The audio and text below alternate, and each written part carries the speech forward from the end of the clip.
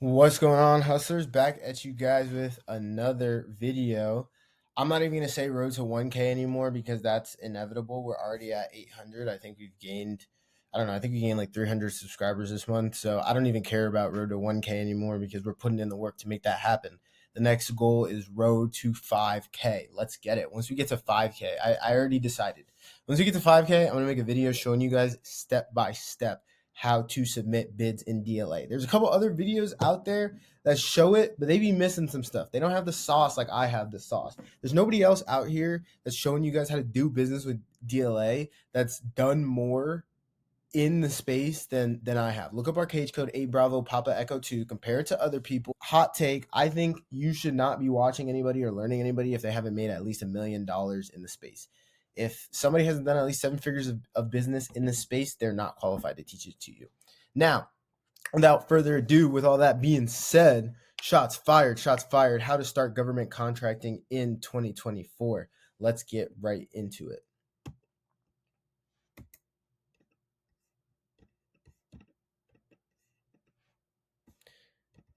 Number one, file an LLC in your state. So we're going to start all the way back from the beginning. This is for people that are considering it and they don't really know. And this is entirely for DLA. So I'm not going to talk about service-based or middleman method or Army Corps of Engineers, none of that. So you got to file an LLC in your state. I live in Florida. So for me, that's sunbiz.org. That's the website. But I'm pretty sure if you just Google how to file an LLC in Arkansas, then you'll have all that information come up. And then you need to get an EIN. EIN is an employer identification number, which is essentially a social security number, but for your business, because a lot of people have this misconception that, you and your business are the same thing and they mix up their business and personal finances, but your business is one entity and you are another entity. So you essentially need another social security number for your business, which is an EIN. Register on sam.gov and file for a cage code. So there's a whole bunch of YouTube videos out there on this. If you guys want me to make a video on it myself, I can. I talk about it in our boot camp. Realistically speaking, I don't even think I would make a video. I think I would just copy and paste the stuff from the boot camp and just throw it up here. If you guys need clarification on that or you're struggling with that, comment down below. If that's a video that you guys want, I'll make one for you guys. But yeah, once you've gotten your LLC, then you have to register that company or that LLC on sam.gov. And a mistake that I see a lot of people make is they register their company and then they get a UEI number, which is a unique entity identifier number, and they think that they're all set. A UEI number is just what identifies your government as what identifies your business as an entity to the government, but it's not a commercial and government entity code, which is what CAGE stands for. And you need a CAGE code to be able to bid on contracts. So number two, register on SAM, file for a CAGE code. Then you have got to register with the Defense Logistics Agency on DIB. So again, a lot of misconceptions that I see are people like, oh, I'm already registered with SAM. Like, I don't need to do anything else. Please register with DLA, and you need to do that by going to DIBS, which, if you're unfamiliar, stands for the Defense Logistics Agency, the D, Internet, I, Bid Board, BB, System. That's what DIB stands for. DLA in Defense Logistics Agency Internet Bid Board System. So you've got to go on there and then you'll click registration and then you'll click new vendor. You'll put in your information. You'll put in your CAGE code, the address, the point of contact, phone number, all that good stuff. And then they're going to send you a postcard. The reason that they send you a postcard is to verify that you're a brick and mortar company and you're not operating out of like a virtual office or a PO box. And that postcard will then contain a PIN that you will need to complete your registration. So this process can take anywhere from like 5 days to about 2.5 weeks.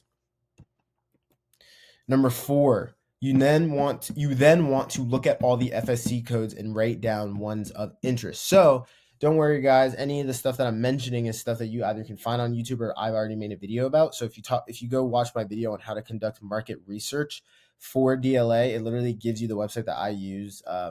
Everyspec.com FSC code lookup. That's the website that I use. There's a couple of different ones out there. I just like Everyspec. So you want to look at all the FSC codes, and FSC codes are Federal Supply Class Codes, or PSC codes, Product Service Class Codes. They're interchangeable. So you want to look at those, and essentially what those are is how the government classifies different items, different products, right? So I know that to sell airframe structural components, that PSC or FSC code is 1560, but I only learned that because I went and I was like, okay, I want to sell aircraft components. What is the government using to classify those products? And it just so happened to be the FSC code 1560. So if you can sell gears, or you can sell combat boots, or you can sell waffle makers, whatever the case may be, whatever you have an in for, whatever your heart's desiring to sell, go to that video, go watch that video on how to conduct market research, go to everyspec.com, pick the PSC codes, write down the ones of interest, write down about 20 of them. Then you're going to narrow it down, and you're going to want to cut that number in half to about 10, which is where you're going to want to start bidding at. And then once you start to win contracts, you'll want to bring that number down to 3 to 5, which we'll talk about how to do that right here. So you want to go to FPDS and you want to follow the money, Federal Procurement Data System, which again, these two steps 5 and 6, are included in the video on how to conduct market research for DLA. I literally record my screen, show you guys how to utilize FPDS and how to conduct the market research and pick a product.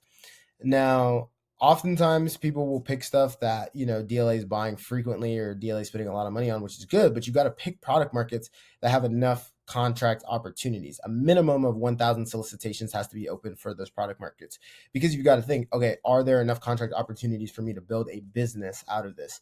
There's a lot of stuff that is super, super lucrative, but there's only like 7 or 8 contract opportunities for it. There's some where you'll do like a group of the FSC codes because they're all related. I like to call them cousins. So I also sell bearings, and all the bearing cage codes are only off by like 1 digit. So then you'll search for all the bearing cage codes, and bearings, there's actually about like 3 to 4,000, which is a very good number. But anything outside of that, you might be selling you might do like a group of FSC codes, and there might only be like 70 or 80 solicitations, which I'm not going to tell you not to bid on it. You can, but it's just not going to be sustainable long-term to build a business. So you want something that has about 1,000 solicitations open for it. That way it's sustainable. Additionally, keep in mind that when you're looking at FPDS, it has a 90-day lag. So tomorrow is going to be April 1st. So by the time you guys watch this video, it'll probably be like April 2nd or April 3rd. And when you go to FPDS, the earliest stuff that you're going to see is January 2nd or January 3rd of 2024, 90-day lag. And then you also want to search by action obligation number. That also lets you know the size of the contracts. Number 7, you want to start requesting quotes. I'm giving you guys so much free game, so much free information. I literally have a video on how to request quotes via email. And then I also have my $1 million cold calling phone call script as well. So go watch those 2 videos if you don't understand how to request quotes, or you want some insight on that. That literally teaches you how to start requesting quotes. And then also watch my last video where I talk about 5 keys for success, where I talk about traceability, which is essentially just creating a paper trail of all the work that you're doing for that contract opportunity. So please do that. Watch that video as well to get a feel for traceability. But after you start requesting your quotes, you're going to start receiving quotes back from your vendors and manufacturers, and then you're going to be able to submit your bids. Now, there's a couple videos out there on this, but I will drop a video on this once we get to 5,000 subscribers, which I know is like the holy grail of what everybody wants to see. So get to 5,000 subscribers, get this channel to 5,000 subscribers, and then I'll make a video recording my screen and showing you guys how to do that. Now, those are my 8 steps on how to get started government contracting in 2024. Any of the stuff that wasn't clear to you, I have videos on it on my channel, so please tune in to that. And then shoot me a DM on Instagram. Please shoot me a DM on Instagram if you guys have any questions. I'm not gonna lie, I get a lot of information. I get a lot of stuff on LinkedIn, and I really only check that for business opportunities. If you guys want to like get in touch with me and then you want to ask me questions, shoot me a DM on Instagram. And then I'm also going to start doing Q&As on there. Also, though, just going to be 100 transparent. I got a brand to build. If you want me to respond to your DM on Instagram, you have to follow me. If I see that you DM me something about government contracting, or you ask me a question about it and you're not following me, I will not respond to it. We got to grow the personal brand somehow. So with all that being said, thank you guys so much for tuning in. And I'm looking forward to your success. And not only am I looking forward to your success, I am sure of it. So take care and enjoy the rest of your day. Get out there and make some money. Thank you for watching, hustlers.